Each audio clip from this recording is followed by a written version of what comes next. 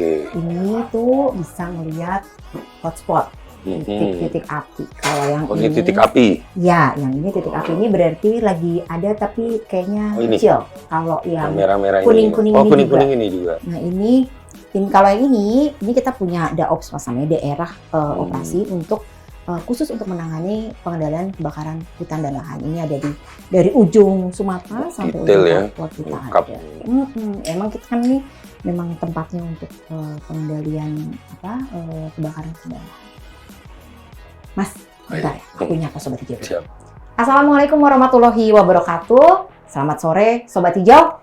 Masih bersama saya dan kali ini di episode yang ini saya ditemenin sama Mas Baby Romeo.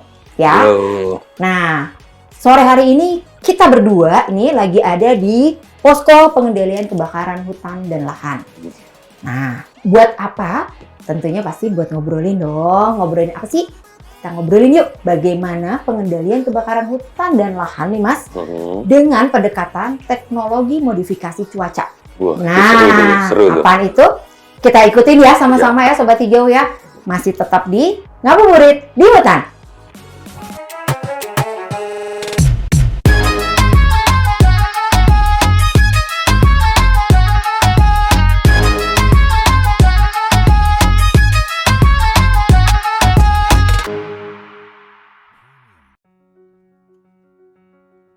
Mas Bibi, Ya. tadi kita berdua. Sekarang kita udah ditemenin sama Pak Budi. Oh iya nih. Nah, ini jagoan nih. jagoan. Katanya sih jagoan, tapi nanti kita tanya jagoannya di mana. Tapi kita nggak lagi di hutan ya, Mas Bibi ya. Tapi kita lagi ngomongin pengendalian kebakaran hutan. Siap. Sama aja, nggak usah di hutan juga kan ya. Mas, kemarin sempat denger ya cerita-cerita soal Rara. Oh iya, itu Pawang tuh. hujan. Tren apa ini? Oh, keren ya. Apa? Trending. Viral. Oh, Karena viral. dia bisa datengin hujan. Pakai itu tuh. Nah, Wah. pus gitu ya. Kayak Buddha bless you gitu. Gue nggak tahu sih. Itu apa tuh? Iya. Maksudnya nggak tahu tuh. Nanti kita tanya lah langsung ya. Tapi itu Rara. Ini Roro. Oh bukan. Oh, Ini bukan. Pak Budi. Pak Ini Budi. Pak Budi dari BRIN ya. Dari BRIN ternyata lawannya Rara. Jagoan juga ya. Saya nggak ada lawan. Ya, kita tanya. Pak Budi, Siap. apa ini urusannya sama Rara pawang hujan? Kayaknya ikutan ngetop nih gara-gara Rara. Ya, saya waktu itu sempat awalnya berpolemik dengan dia gitu ya. Karena pada saat acara MotoGP di Mandalika, kami juga melakukan operasi di sana, tapi yang ngetop dia begitu. Oh, kalah. Tapi belakangan saya pikir saya perlu berterima kasih sama Mbak Rara. Karena dengan begitu teknologi modifikasi cuaca itu ternyata juga ikut banyak menjadi viral begitu. Contohnya sekarang saya diundang ke sini begitu. Gitu. Iya. Jadi sebetulnya ya saling bersimbiosis lah ya. Gitu. Dan saya kira semua akhirnya juga memahami bahwa itu adalah gimmick marketing yang luar biasa sukses begitu ya. Meskipun nggak disengaja itu ya. Iya. Karena berantem-beranteman dulu. Ya, tidak perlu berpolemik di situlah ya. Jangan berantem bulan puasa. Dengan begitu kan Sebelum puasa kemarin. Mandalika jadi terkenal. Iya. Terus semua orang juga menyatakan bahwa penyelenggaraannya sukses, ditambah ada gimmick seperti itu kan memorable banget begitu. Positif gimmick. Positif Ini lah. mungkin kita juga perlu bikin gimmick nggak? Udah dari tadi. Bukan, Mas Budi loh. Kita ikutan ngomongnya gini. Gitu. Ya. Pak Budi, sore hari ini gitu. Ntar Kita hujan. sudah- Ntar hujan. Tapi yang dilakuin sama. Bisa juga gitu jadi pawang hujan atau gimana nyebutnya? Maksudnya ini teknologi modifikasi Yoi. cuaca. Apa yang dilakukan Pak Budi ini loh?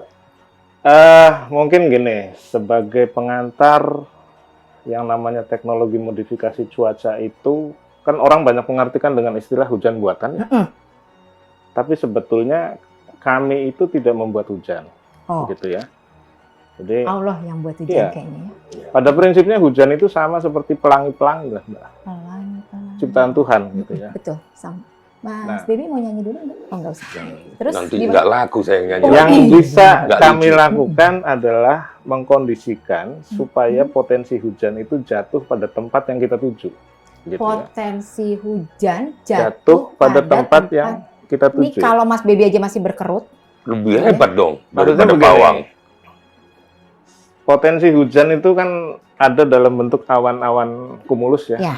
Awan yang kalau kita lihat secara visual itu merongkol-merongkol kayak bunga kol. Nah, kita kemudian perlakukan, kita modifikasi supaya proses fisika di dalam awan itu bisa segera dimulai dan hujannya bisa lebih cepat terjadi. Sorry, itu prosesnya tuh maksudnya kan kalau kita diajarin waktu SD itu Ya, air laut menguap. ya. Jadi kan ada unsur garam itu Betul. naik ke awan. Nah, itu diproses di situ. Kurang lebih seperti itu. Ya, jadi awan ini kan terbentuk dari butir-butir uap air di atmosfer. Betul. Ya. Dengan kita perlakukan modifikasi cuaca, memasukkan bahan semai, partikel bahan semai, itu dia fungsinya sebagai inti kondensasi. Kenapa bisa begitu? Karena dia, si uap air yang ada di awan ini bertemu dengan fase padat. Sehingga proses mereka saling bertumbukan, kemudian saling bergabung, pada saat beratnya itu sudah lebih besar, dia akan jatuh. Jadi hujan. Contoh sederhana gini, Mas. Kalau kita menaruh benda padat di kulkas, ya, katakanlah botol atau gelas begitu ya. Kulkas ini kan banyak uap air. Ya.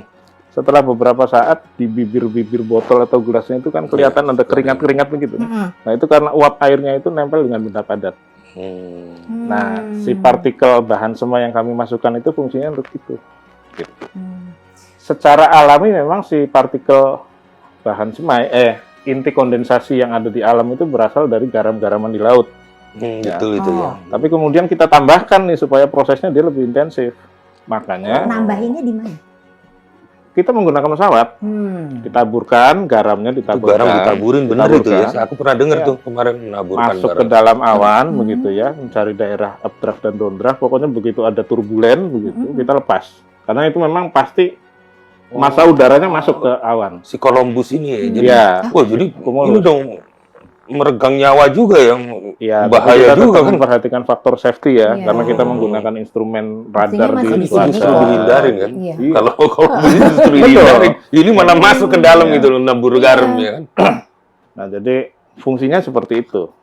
Iya, iya. Oh, jadi Keren. bukan sekedar bisa bikin hujan Ya. rupanya. Jadi kami ini prinsipnya tidak bisa melakukan modifikasi cuaca kalau tidak ada awannya itu sendiri.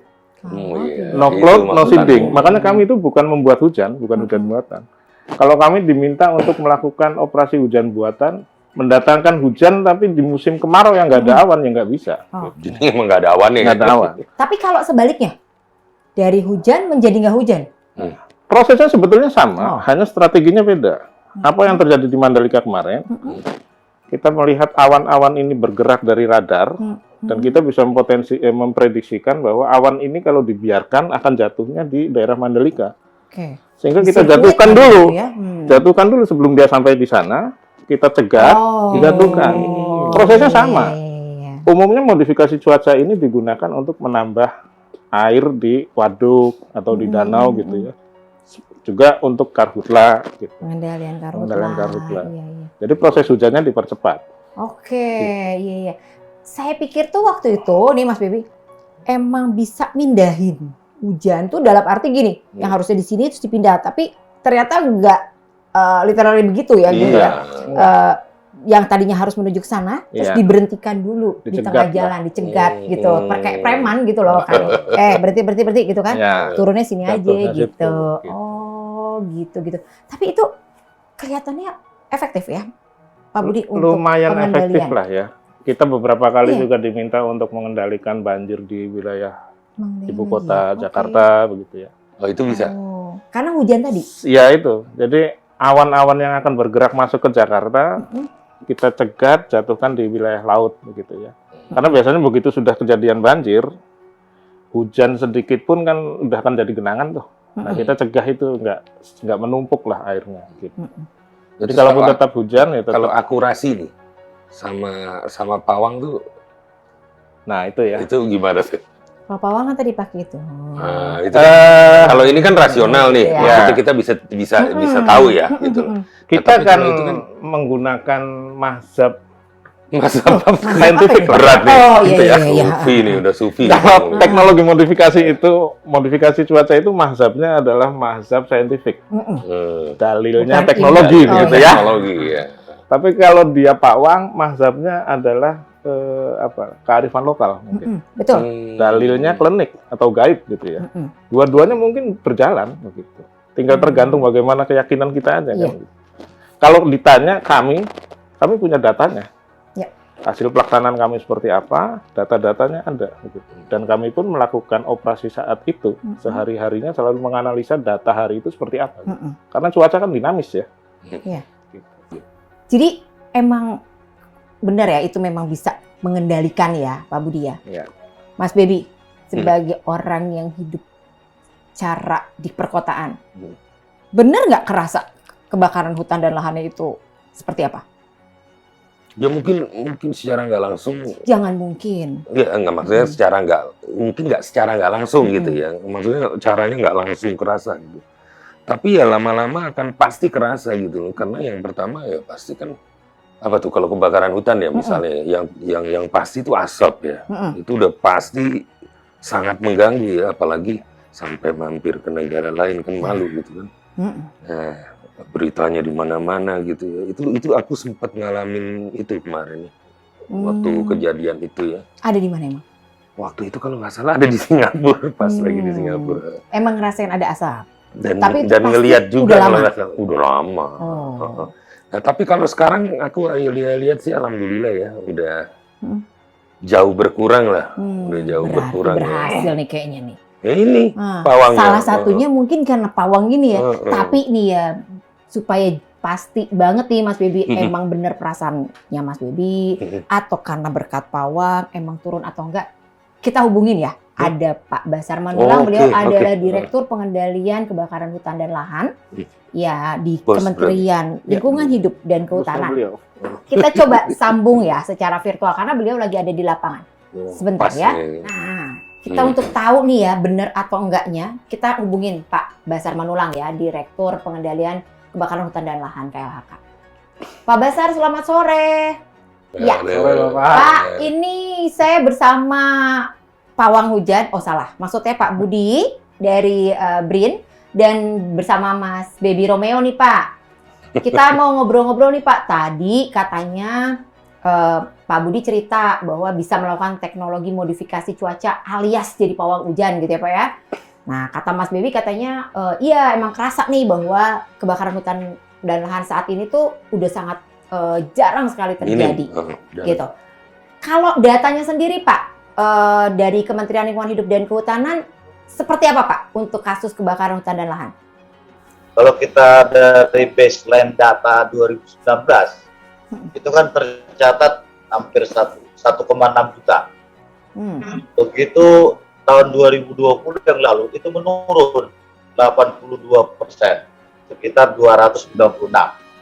Tapi di tahun 2021 itu agak sedikit meningkat 80.000 atau menurun dibandingin tahun 2019 sekitar 78%.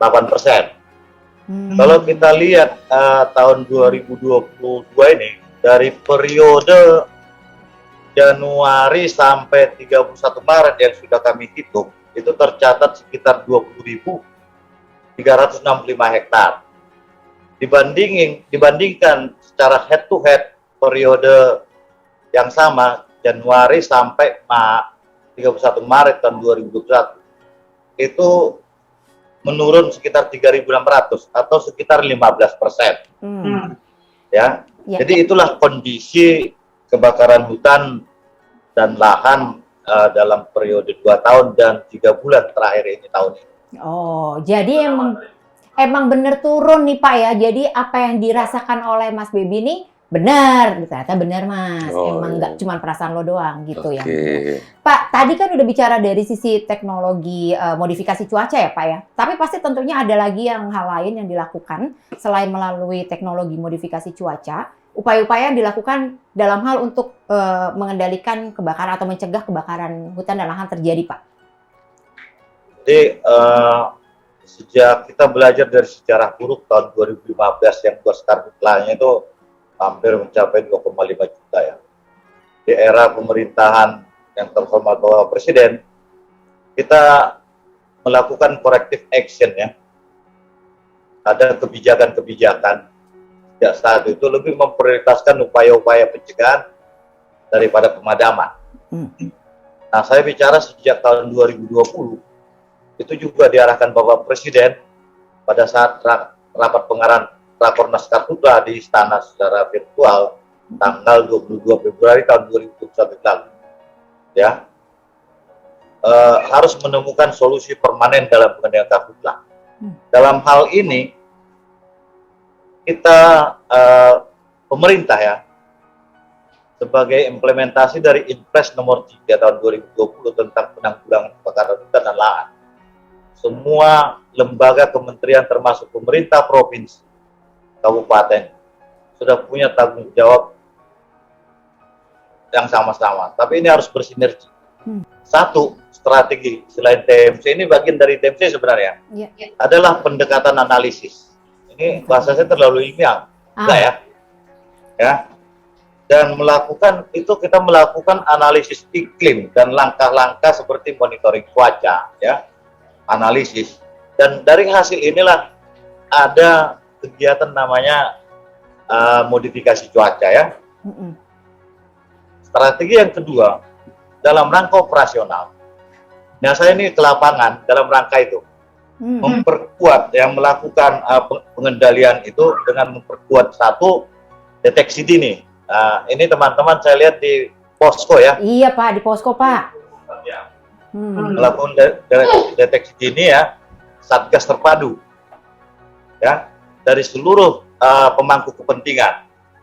Terus juga posko lapangan kita perkuat. Saya bahkan tadi ini pulang dari satu desa di Pelelawan. Saya ketemu lurahnya dan anggotanya. Mereka sudah mendeklar desa bebas api. Ya, Free Fire Village, biar agak ngerti. Desa bebas Dan ini dibina oleh teman-teman mitra ya, pemegang ATI. Saya tadi bicara. Jadi responsibilitas, rasa komitmen itu yang perlu kita juga tingkatkan, termasuk ke masyarakat ya. Sehingga langkah-langkah tadi saya juga cek peralatan-peralatan yang ada di mitra sebagai langkah antisipasi, meskipun sampai saat ini situasi terkendali hampir di seluruh Indonesia, karena setiap pagi saya melaporkan kondisi karhutla nasional 2 kali sehari ke Ibu Menteri, pagi dan sore. Iya, Pak. Ya. Dan di samping itu, langkah yang tidak kalah penting adalah penegakan hukum. Ya, jadi berjalan. Dan juga bagaimana di dalam upaya pengendalian karhutla ini memperkuat peran masyarakat.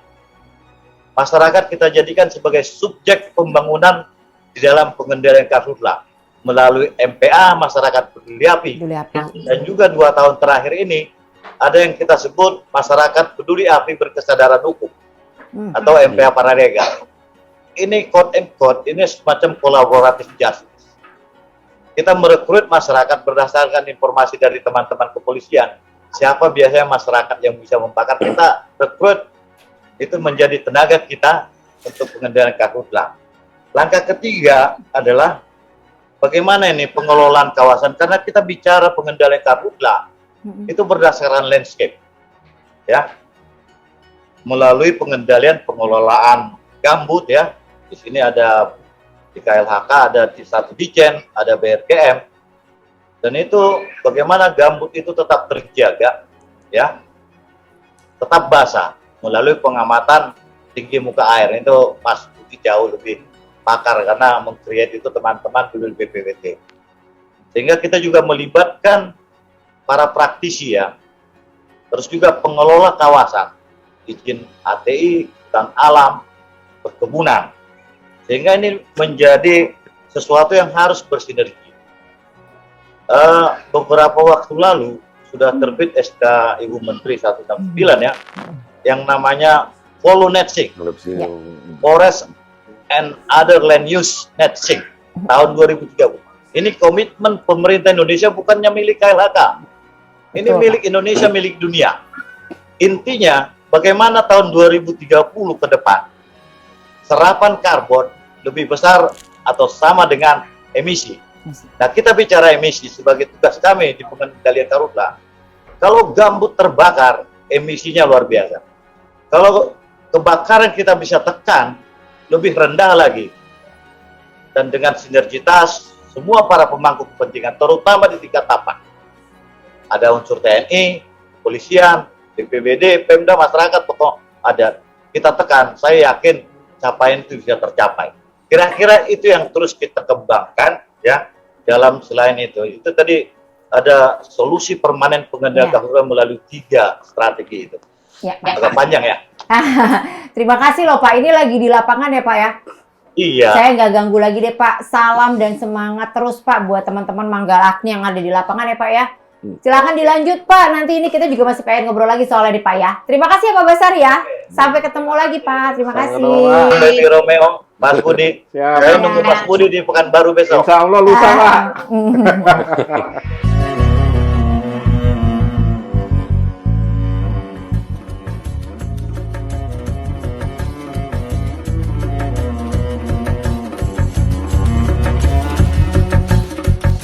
Tadi kita udah denger ya, jadi Ya. ternyata benar dan memang banyak banget upaya Mas yang udah kita lakuin juga, yang Indonesia tuh sebenarnya udah lakuin. Tadi kan Pak Basar juga bilang ya, tidak hanya dari PLHK, tapi juga semua bahkan dari level yang sangat di desa gitu ya, tadi ada desanya. Mas Baby, sekarang saya mau nanya nih, Apa tuh? public figure kan, juri loh, menentukan yes or no, ya kan? Kira-kira apa peran yang bisa dilakukan netizen sih, Mas, untuk bisa berperan dalam pengendalian kebakaran hutan dan lahan menurut Mas Bibi ini? Walaupun bukan milenial lagi ya. ya. Salah satunya yang mungkin dari sekian banyak cara, sebenarnya sih banyak cara. Salah satunya mungkin ya yang pasti ini, ya untuk netizen sekarang ini kan banyak nangkep berita itu kan suka yang nggak dari nggak dari sumber yang benar, yang pas. Gitu. Nah itu mungkin kita harus lebih belajar sekarang, artinya semakin mudah kita memperoleh banyak informasi sekarang lewat medsos gitu ya, tapi juga semakin kita berhati-hati atau lebih detail lagi untuk mencari sumber kebenarannya, karena ini bahaya kalau sampai jadi provokasi kan, kalau udah satu salah yang ini punya teman nyebar benar. Nah, kalau misalnya beritanya udah salah disebarinnya nggak bener, ini kan juga ngerusak nama bangsa juga, ya kan. Ya paling salah satunya itu aja. Salah satunya sekian Pak Budi, banyak. setuju ya? Ya. Nah, betul. Nah, ini Sobat Hijau, apa yang disampaikan sama Mas Baby Romeo ini kayaknya, wah, udah bener banget. Kita katanya cinta sama bangsa dan negara kita, maka yuk kita sama-sama cari sumber informasi yang benar. Seperti misalnya saya tadi mencari informasi langsung kepada sumber-sumbernya yang Karena saya banyak nanya ya. Nah, tadi Mas Baby juga banyak tanya supaya nanti Mas Baby ngomongnya juga gak salah, tidak disinformasi, tidak hoax gitu ya. Nah, jadi Sobat Hijau dimanapun berada, ini juga sudah mendekati azan maghrib. Saya juga harus segera mencari makanan. Mas Baby sudah pasti harus segera pulang. Keroncongan. Nah, Pak Budi mungkin juga harus mencari makanan atau minuman. Mungkin kayaknya kalau Pak Budi cukup minuman gitu ya. Jadi makanan, kalau minuman udah kenyang deh, hujan soalnya. Kenyang juga soalnya ya. Jadi Sobat Hijau, kita nanti ketemu lagi di episode yang lain dengan bahasan yang tentunya pasti lebih menarik lagi dan dengan sumber-sumber informasi yang lebih hebat lagi. Jadi sore ini kita sudahi dulu ya ngobrolnya kita, tapi kita tetap akan ketemu lagi di Ngabuburit di Hutan. Masih bersama saya Nukum Tikani Mulyana. Wassalamualaikum warahmatullahi wabarakatuh.